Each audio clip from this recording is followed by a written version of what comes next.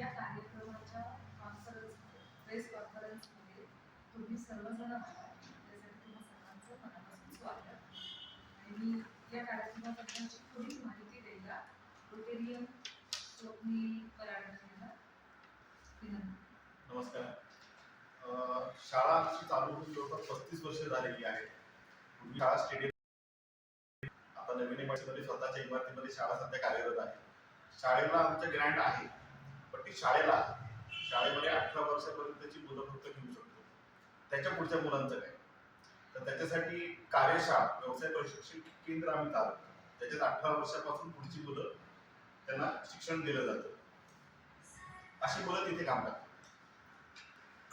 तर अशा मुलांसाठी ही जे व्यवसाय प्रशिक्षण केंद्र जे आहे त्याच्यासाठी आमच्याकडे ग्रँट नाही. त्याचा खर्च हा वर्षानुवर्षे वाढत नाही. त्याची काही मुलं आज MIDC मध्ये किंवा 4 वेगवेगळ्या ठिकाणी सेटल सुद्धा झालेली आहे.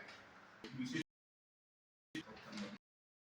आता एकंदरीत म्हणून आम्हाला शाळा रहिवाशी का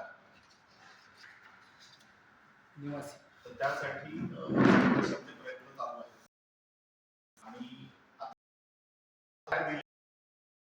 त्याच्यात 5 ते 6 कार्यक्रम आहेत. शाळेची थोडीशी माहिती दिलेली आहे. तर त्याच्यात जे काही 5-6 कार्यक्रम दिसत आहेत जे पुढील वर्षभरामध्ये आम्ही प्लॅन करतो की जेणेकरून निधी संकलन होईल. तर त्यातील पहिला कार्यक्रम जो आहे शिवतांडव, हा आम्ही 13 तारखेला घेऊन आलेलो आहोत. तो सेपरेटली आम्ही देत आहोत. त्या सेपरेट कार्यक्रमाचं तिकीट हे 700 रुपये आहे. हा पहिला कार्यक्रम मी 13 तारखेला घेतोय महाशिवरात्रीच्या बेसवरती. या कार्यक्रमाचं वैशिष्ट्य प्रकार नाही, कवाल वादनातून कृष्णा साळुंखे पकवाज वादक आहे. ते हा कार्यक्रम सादर करणार, कलाकार या ठिकाणी येऊन हे सादरीकरण करणार आहे. तर आमची साताऱ्याच्या जनतेला विनंती आहे की तिकीट जास्तीत जास्त मुलांच्या पुढील वाटचालीत थोडासा हातभार लावा.